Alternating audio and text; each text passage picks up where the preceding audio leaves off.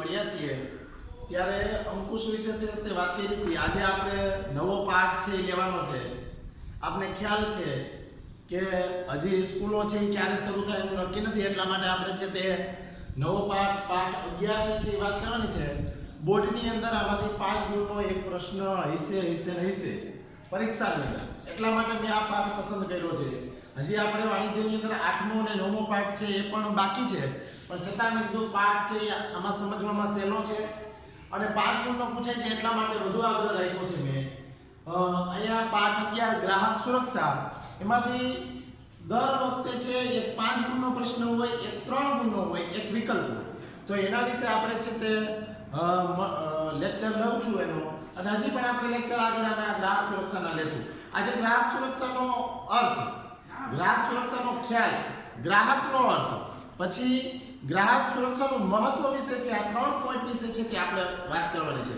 તો સૌપ્રથમ ગ્રાહક સુરક્ષાનો અર્થ શું છે? ગ્રાહક સુરક્ષા એટલે શું?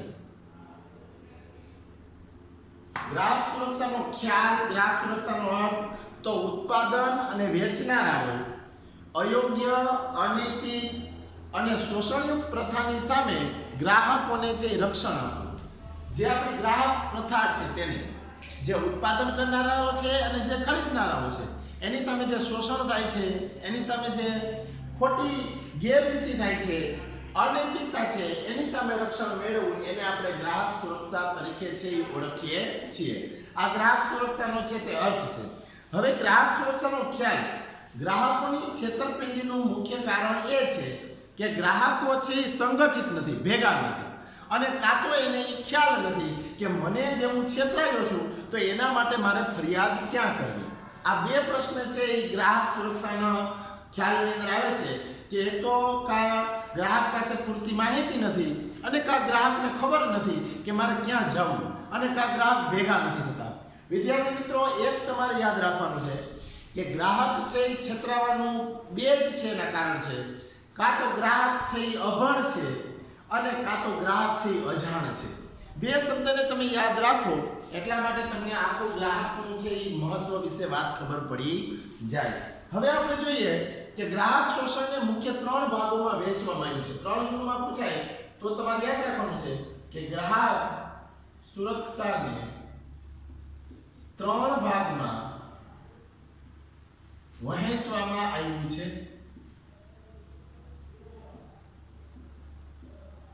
એમાં પહેલું છે 1, 2 અને 3. 3 ભાગની અંદર વહેંચવામાં આવ્યું છે. એમાં પહેલું છે શારીરિક અને માનસિક શોષણ.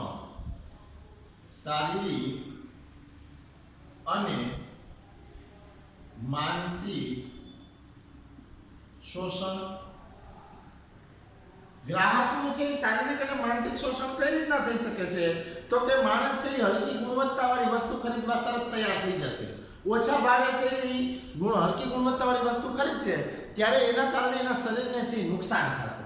તો એ શારીરિક અને માનસિક રીતના પડી ભાંગશે, એને કઈ વિચાર નહીં આવે, એને કઈ મગજ નહીં દોડે, એની શારીરિકતા ગુમાવશે. એટલે હલકી ગુણવત્તાવાળી વસ્તુ ખરીદે તો ગ્રાહક છે એ પોતે નબળો પુરવાર થાય છે.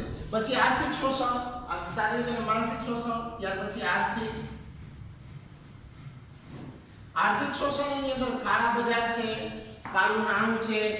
ત્યાર પછી ચીજવસ્તુઓમાં જે છાપેલી કિંમત, જે સેવાઓ છે તે પૂરતા પ્રમાણમાં એને મળતી નથી.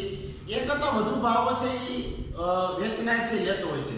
જે છાપેલી કિંમત છે, જે વેચનાર છે એ વધારે ભાવ લઈ અને ગ્રાહકને છે છેતરતો હોય છે. એટલે આર્થિક શોષણ છે તે મહત્વનું બને છે. પછી જાહેર હિતને નુકસાન.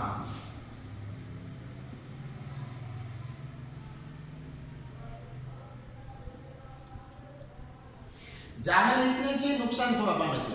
ઘણી બધી વસ્તુનું ઉત્પાદન એવું છે કે જેને કારણે કેટલાક પદાર્થોના વહનથી પર્યાવરણને નુકસાન પહોંચતું હોય, અને પર્યાવરણને નુકસાન પહોંચે એટલા માટે ગ્રાહકને નુકસાન પહોંચે. એટલે જાહેર હિતોનું રક્ષણ થાય એ પણ જોવું છે, એ જરૂરી છે. એટલે જાહેર હિતને નુકસાન પહોંચે છે. એટલે આ 3 ભાગની અંદર છે એ ગ્રાહક સુરક્ષાને આપણે વહેંચી શકીએ છીએ. શારીરિક અને માનસિક શોષણ, ત્યાર પછી આર્થિક શોષણ અને જાહેર હિતને નુકસાન. હવે ગ્રાહકનો અર્થ, ગ્રાહક કોને કહેવામાં આવે છે? ગ્રાહકનો અર્થ શું? વિદ્યાર્થી મિત્રો, આ 2 ગુણ કે 3 ગુણની અંદર પૂછાય તો આપણે એને યાદ રાખશું કે ગ્રાહક સુરક્ષાને 3 ભાગમાં વહેંચવામાં આવે છે.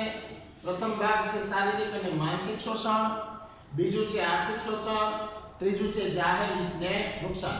હવે ગ્રાહકનો અર્થ, ગ્રાહક કોને કહી શકાય? તો કે એવી વ્યક્તિ જે વસ્તુ કે સેવાની અવેજમાં, અવેજ એટલે બદલામાં, વસ્તુ કે સેવાના અવેજમાં વસ્તુ કે સેવા નાણાં દ્વારા અથવા સેવા દ્વારા જે વચન અપાયું હોય, જે ચીજ વસ્તુઓ છે એ ખરીદવાનું છે, વચન અપાયું હોય તેવું અવેજ પૂરેપૂરું અથવા અંશતઃ એટલે થોડા પ્રમાણમાં જે વચન અપાયું છે તે પ્રમાણે એને કામગીરી કરવી, તે પ્રમાણે કામ કરવું, તો આને આપણે છે એ ગ્રાહક તરીકે ઓળખવામાં આવે છે. ચીજવસ્તુ કે સેવાના બદલામાં, ચીજવસ્તુ કે સેવાના અવેજમાં અંશતઃ અથવા પૂરેપૂરું, થોડું અથવા પૂરેપૂરી જે કિંમત મેળવી તેને આપણે છે એ ગ્રાહક તરીકે ઓળખવામાં આવે છે. ગ્રાહક સુરક્ષાનું મહત્વ વિશે વાત કરીએ આપણે કે ગ્રાહક સુરક્ષાનું મહત્વ તો બે દ્વારા થઈ શકે છે. ધંધાથી ગ્રાહકનું મહત્વ અથવા ગ્રાહક સુરક્ષાનું મહત્વ અને ગ્રાહકથી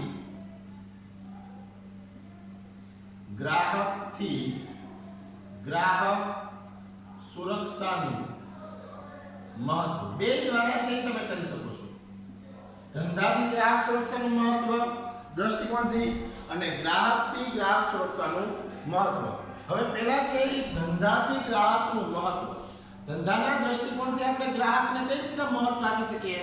તો પહેલા જ લખ્યું કે સમાજની સાધન સંપત્તિનો ઉપયોગ, સમાજની સાધન સંપત્તિનો ઉપયોગ. આપને ખ્યાલ જ છે કે ધંધાનો ઉદ્ભવ છે એ સમાજમાં રહીને, સમાજ દ્વારા થાય છે. તો સમાજની જે કાંઈ સાધન સંપત્તિનો ઉપયોગ છે એ ગ્રાહકે ધંધા દ્વારા છે યોગ્ય રીતના છે કરવો જોઈએ. એનો વિકાસ છે એ સામાજિક એની જવાબદારી છે.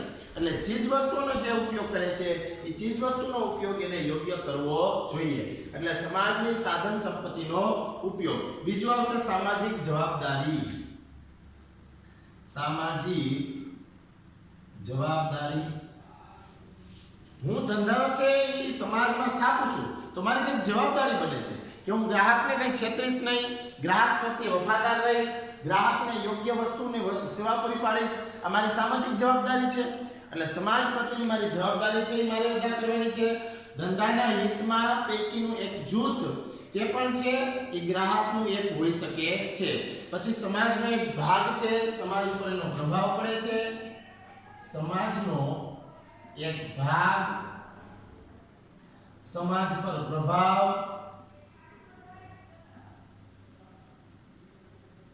ધંધો છે સમાજમાંથી જ ઉદ્ભવે છે, સમાજમાં નાશ પામે છે, સમાજમાં જ તેનું અસ્તિત્વ રહેલું છે. તો સમાજના એક ભાગને છે ગણી શકાય છે. ધંધાનો ઉદ્ભવ જ સમાજમાં થાય છે, એનો નાશ અને એનો વિકાસ એ પણ સમાજમાં થાય છે. પછી સમાજ ઉપર એનો પ્રભાવ કેવો પડે તો કે એની રહેણી કેણી, ખાણી પીણી, ત્યાર પછી એનો પહેરવેશ, ત્યાર પછી રીતભાત, આ બધા ઉપર છે ધંધાનો પ્રભાવ સમાજ ઉપર છે પડતો જોવા મળે છે અલગ અલગ દ્રષ્ટિકોણથી. એટલે કપડાં છે, ખાણીપીણી છે, યોગ્ય નીતિઓ છે, આદત, ટેવ, રુચિ, આ બધા જ ઉપર છે સમાજ ઉપર એનો છે પ્રભાવ પડી શકે છે. ત્યાર પછી આવશે ગ્રાહકના રક્ષણમાં ધંધાનું હિત. ગ્રાહકના રક્ષણમાં ધંધાનું હિત. આપને ખ્યાલ જ છે કે જો આપણે ગ્રાહકને સાચવીએ તો એ વધુ છે એ બીજા ગ્રાહકોને ધંધા તરફ છે આકર્ષશે. એટલા માટે લખ્યું છે કે જો ગ્રાહકનું રક્ષણ કરવામાં આવે, ગ્રાહકને યોગ્ય ચીજ વસ્તુ આપવામાં આવે, એ વ્યાજબી ભાવે હોય, યોગ્ય ગુણવત્તાવાળી હોય તો એ બીજા ગ્રાહકને તરફ ધંધા તરફ મોકલશે. એટલે ગ્રાહકના રક્ષણમાં ધંધાનું છે હિત સમાયેલું છે. બીજો ગ્રાહક છે એક ગ્રાહક તરફથી છે આપણી સામે છે એ આવી શકે છે. હરીફાઈનો યુગ છે. હરીફાઈના યુગની અંદર ટકવા માટે આપણે ગ્રાહકને ટકાવવો ખૂબ જ જરૂરી છે. ગ્રાહક ટકશે તો જ છે એ આપણો ધંધાનો વિકાસ થશે, બાકી ધંધાનો વિકાસ થશે નહીં. એટલે ગ્રાહકના રક્ષણમાં છે ધંધાનું હિત છે યોગ્ય સમાયેલું આપણે જોઈ શકીએ છીએ. ગ્રાહકને સંતોષ મળે, ગ્રાહક પાછો પુનઃ ખરીદી કરે, ફરીથી આપણી પાસે ખરીદી કરવા આવે તો છે એ આપણે ધંધાનું હિત છે એ જાળવી શકીએ છીએ અને ધંધો પણ છે એ ટકાવી શકીએ છીએ. ત્યાર પછી આવશે ટ્રસ્ટીશિપનો સિદ્ધાંત. ગાંધીજીનો એક ગુણની અંદર પૂછાય તો પણ તમારે યાદ રાખવાનું છે કે ટ્રસ્ટીશિપનો સિદ્ધાંત કોને આપ્યો છે તો કે ગાંધીજીએ. ટ્રસ્ટીશિપનો સિદ્ધાંત છે એ ગાંધીજી આપેલો છે અને ધંધાના દ્રષ્ટિકોણથી ગ્રાહક સુરક્ષાના મહત્વની અંદર આ બધા મુદ્દાને આપણે લખી શકીએ છીએ. સમાજની સાધન સંપત્તિનો ઉપયોગ, સામાજિક જવાબદારી, સમાજનો એક ભાગ, ગ્રાહકના રક્ષણમાં ધંધાનું હિત, ટ્રસ્ટીશિપનો સિદ્ધાંત અને સમાજ પર પ્રભાવ. ટ્રસ્ટીશિપના સિદ્ધાંતની અંદર આપણે યાદ રાખીએ કે શું કહે છે ગાંધીજીએ કે જે સમાજ જેની પાસે આશા રાખે છે, ગ્રાહક પાસે જે આશા રાખી છે, જે સંપત્તિ આપી છે તેનો ઉપયોગ જ્યારે ગ્રાહક કરશે તો આ ગ્રાહક છે એ ધંધા ઉપર આધારિત નથી પણ ધંધો ગ્રાહક ઉપર આધારિત છે. કોઈ પણ વ્યક્તિ ગ્રાહક આપણી સામે આવે છે તો આપણે એના ઉપર છે આધારિત છીએ. ગ્રાહક આપણી ઉપર આધારિત હોતો નથી. ધંધાની બહારનો વ્યક્તિ નથી. ગ્રાહકને આપણે ધંધાની બહારનો વ્યક્તિ ગણીએ છીએ પણ તે ધંધાની અંદરનો જ વ્યક્તિ છે. તે ધંધાને વિકાસ માટે છે એ કાર્ય કરતો હોય છે પરંતુ ધંધાનો એક ભાગ જ છે એને ગણવામાં આવે છે. આપણે તેને જોઈતી વસ્તુની તરફેણ કરતા નથી પરંતુ તે આપણને તેમ કરવાની છે તક આપે છે. આપણે ગ્રાહક દ્વારા જાણી શકીએ છીએ કે તે ધંધા ઉપર કેવી રીતના છે ફેરફાર કરી શકીએ છીએ. હવે આવશે ગ્રાહકના દ્રષ્ટિકોણથી ગ્રાહક સુરક્ષાનું મહત્વ. તેમાં પહેલો મુદ્દો છે કે ગ્રાહકોનું વ્યાપક શોષણ. ગ્રાહકનું વ્યાપક શોષણ આપણે પહેલા જ છે ગ્રાહક સુરક્ષામાં છે જોઈ લીધું કે ગ્રાહક છે એ છેતરાય છે કઈ રીતના. કાં તો એની પાસે માહિતી નથી પૂરતી, એ અભણ છે અને કાં તો એ અજાણ છે. તો એવું છે આપણે કરવાનું નથી. ગ્રાહકના દ્રષ્ટિકોણથી ગ્રાહક સુરક્ષાનું મહત્વ. ધંધાકીય એકમ છે એ ભેળસેળવાળી વસ્તુ આપે, ગેરમાર્ગે દોરાતી જાહેરાતો. હું વારંવાર કહું છું કે ગેરમાર્ગે દોરાતી જાહેરાતોની અંદર આપણે જોઈએ કે કેસ્ટિંગ તેલ હોય તેની અંદર છે એક સ્ત્રી છે એ મોટા વાળ લઈને છે એ પોતે એની જાહેરાત કરતી હોય પણ જ્યારે કેસ્ટિંગ નાખનાર દરેકના વાળ છે એવડા બધા થતા નથી. તો આ ગેરમાર્ગે દોરાતી જાહેરાત છે. અત્યારે હાલ આપણે 10માનું રિઝલ્ટ આવ્યું તો મોટા મોટા બોર્ડની અંદર આપણે ખબર છે કે આટલા પીઆર એટલું બોર્ડ લગાવેલું હોય. આપણે અંદર જોવા જઈએ તો એવું કંઈ હોતું નથી. તો આ ગેરમાર્ગે દોરાતી જાહેરાત છે. તો એનાથી છે એ ગ્રાહકનું શોષણ થાય છે. પછી અયોગ્ય અને અનૈતિક ગ્રાહકનું શોષણ કરીને વધુ નફો મેળવતી હોય છે. પછી ગ્રાહકને માહિતીનો અભાવ. ગ્રાહકનું વ્યાપક શોષણ. ગ્રાહકને માહિતીનો અભાવ. ગ્રાહકની ગ્રાહક સુરક્ષાનું મહત્વ વિશે આપણે વાત કરતા હતા. એમાં ગ્રાહકનું વ્યાપક શોષણ, ગ્રાહકોને માહિતીનો છે એ અભાવ વિશે આપણે વાત કરતા હતા. ગ્રાહકોની માહિતી એટલે ખોટી માહિતી આપવી, ગેરમાર્ગે દોરાતી માહિતી આપવી, કાયદાકીય માહિતી પૂરતા પ્રમાણમાં ન હોવી, આ બધોય છે એને અભાવ છે એ હોય છે. ગ્રાહકને ક્યાં છે જવું, ગ્રાહકને ખ્યાલ નથી હોતો, એ કાયદા વિશે જાણતો હોતો નથી કે મારે કઈ ફરિયાદ ક્યાં કરવી. એને કારણે છે ગ્રાહકથી દ્રષ્ટિકોણથી ગ્રાહકનું છે શોષણ થતું જોવા મળે છે. પછી બિન સંગઠિત ગ્રાહકો, ભેગા થયેલા ગ્રાહકો નથી. કાંઈ પણ માહિતી હોય તો બિન સંગઠિત ગ્રાહકો. હવે બિન સંગઠિત ગ્રાહકો એટલે શું કે દાખલા તરીકે કોઈ એક વ્યક્તિ છેતરાય છે તો એની સામે 10 વ્યક્તિ છેતરાય છે તો એ 10 વ્યક્તિ ભેગી થઈને કે ફરિયાદ નથી કરતી, 10 વ્યક્તિ ભેગી થઈને માહિતી મેળવતી નથી. તો આને અસંગઠિત છે, બિન અસંગઠિત છે ગ્રાહક તરીકે ઓળખવામાં આવે છે. એને રક્ષણ નથી મળતું. ગ્રાહક સંસ્થાઓ આના માટે કાર્યરત છે પણ આપણે એમાં ફરિયાદ કરતા નથી. ગ્રાહક સંસ્થાઓ ઘણી બધી છે આના માટે કાર્યરત છે જોવા મળે છે. તો ગ્રાહકથી ગ્રાહક સુરક્ષાનું મહત્વ છે એના 3 મુદ્દા આપણે વાત કરી કે ગ્રાહકનું વ્યાપક શોષણ, ગ્રાહકની માહિતીનો અભાવ, બિન સંગઠિત ગ્રાહકો. આટલા વિશે તો વિદ્યાર્થી મિત્રો આ લેક્ચરની અંદર આપણે ગ્રાહક સુરક્ષાનો અર્થ, ગ્રાહક સુરક્ષાનો ખ્યાલ, ગ્રાહક સુરક્ષાને 3 ભાગમાં વહેંચવામાં આવે છે: શારીરિક અને માનસિક શોષણ, આર્થિક શોષણ, જાહેર હિતને નુકસાન. ગ્રાહકનો અર્થ, ગ્રાહક સુરક્ષાનું મહત્વની અંદર ધંધાના દ્રષ્ટિકોણથી ગ્રાહક સુરક્ષાનું મહત્વ, ગ્રાહકના દ્રષ્ટિકોણથી ગ્રાહક સુરક્ષાનું મહત્વ.